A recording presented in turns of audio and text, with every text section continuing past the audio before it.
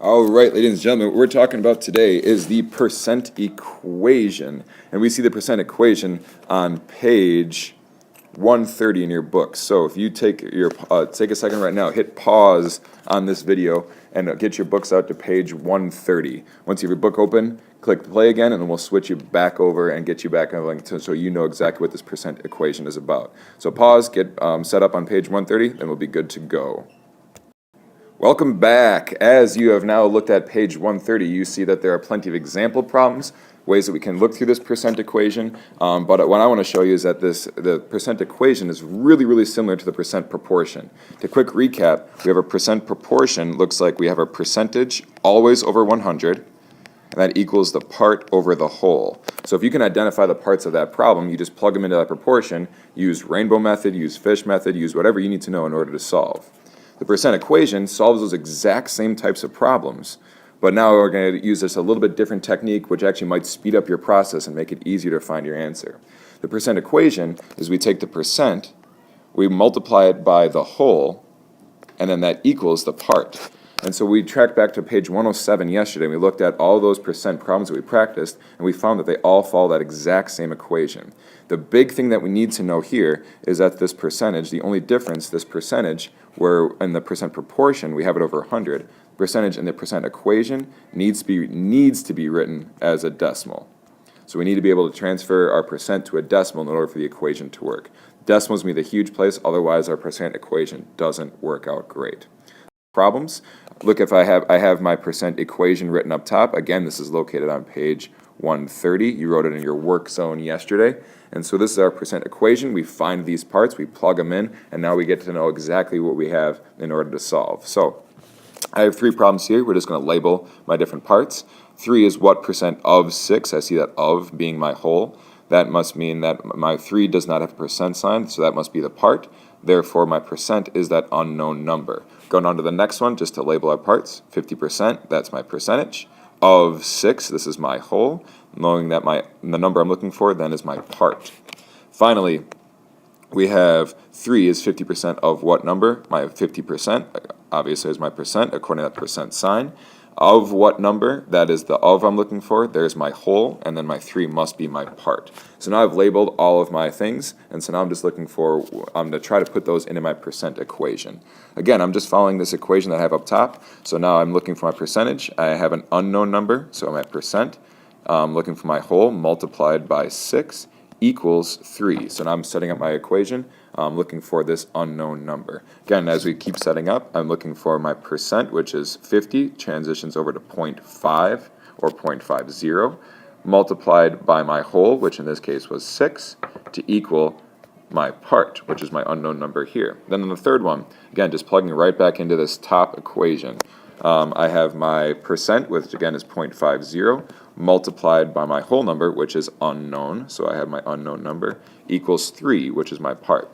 So now I have 3 separate equations. Look at my different unknown numbers. Here it's in that percent spot, here it's in the part, and here it's in the whole. So I have 3 different things, 3 different ways that I need to solve. So again, all we did at this point, label my parts, plug them into the equation. Now our next step is in order to solve. So now we're going to move forward and show you how to do that. To give ourselves some space, I just transferred over the equations that we had from the previous page, or from the previous section, and now we're just going to look at how we can use these to solve. When we solve, we're going to look for these ideas from fact families. Remember we practiced in warm-up yesterday these fact families, and we're going to use those logic and that information to help us solve those unknown numbers. So here, what I'm looking for is I have, in this first one, blank times 6 equals 3.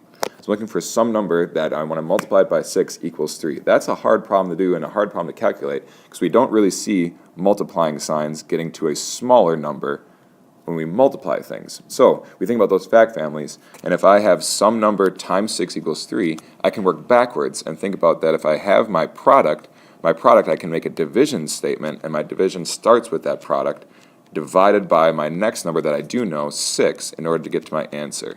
So now what I'd be looking for here would be to figure out what 3 divided by 6 is. And so I'm going to find out that that equals 0.5. And so I get 0.5 as my answer. So that my unknown number here, I would fill in with 0.5. Now as I go to my next one, my next sample problem, which is here, I get 0.5 times 6. Straightforward multiplication problem, take 0.5 or 1/2 times 6, or 50% times 6, and so I get 6 times 0.5, I get 30, and then I move my decimal point. I have one spot after the decimal. That means I need one spot after the decimal in my answer. I get my answer to be 3, or 3.0. So that one was a pretty straightforward multiplication problem. Now in my last one, what I'm looking at is I have 0.5 times something equals 3. Again, a really hard mental math problem to think about. We're not used to doing mental math with decimals, and so again, I need to go to those fact family ideas in order to solve. Again, if I know that 3 is my product, I can start with 3 and use a division to work backwards to find this unknown number. So now I'm taking 3 and dividing it by my known number, which is 0.5. And when I divide 3 by 0.5, I'm going to find out that I actually get 6. So when I plug in 3 divided by 0.5, I'll get my answer here. Our big thing is we're using our fact families, knowing that if I have a product and looking for this unknown number in the middle, I can always take my product divided by my other known number to equal my answer. And so that's how we can use fact families, percent equations, in order to help us solve. That leaves us finally with 3 things to remember about the percent equation. The first thing is that we need to label our problems. Know which one is the part, know what's the whole, and know what's the percent. When you have those things labeled, plug them back into your equation, and now we can use our whatever 2 tips we have to solve. When you're plugging back to your equation, that leads us to our second step. We're looking at this percentage. This percentage in the percent equation must be a decimal. So you must be able to transfer your percent over to a decimal. Give you some quick tips. 75%, drop the percent sign with the decimal point 2 to the left to get 0.75. If I have 110%, drop the decimal point, or drop the percent sign 1, 2 to the left, and I get 1.10. Okay. So again, percent, move over to a decimal, must have that decimal in order to use the percent equation. My third thing that I remember, let me just get this gunk out of the way. My third thing to remember is our fact families. And so we just got to remember that we have to use our fact families in order to help us solve. And that means working backwards, sometimes move forwards. So knowing that if I have 3 times something equals 27, I can use that fact family idea of doing 27 divided by 3 to equal that unknown number. So if you have that unknown right in the center, use those division fact families to help you find that answer. Otherwise, the percent equation is going to be a much quicker way to find these percent problems than that percent proportion. But again, you can use either one to solve the same types of problems. But here our focus is that percent equation.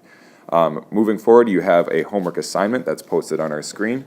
The rest of your time is spent working on that and having some work time with people around you to get this accomplished by tomorrow and to get ready for our quiz tomorrow. Talk to me about what questions you have. Rewatch this video, pause and go. I know I went fast through it, but this is a great idea and a great intro for this percent equation. Thank you. Good luck.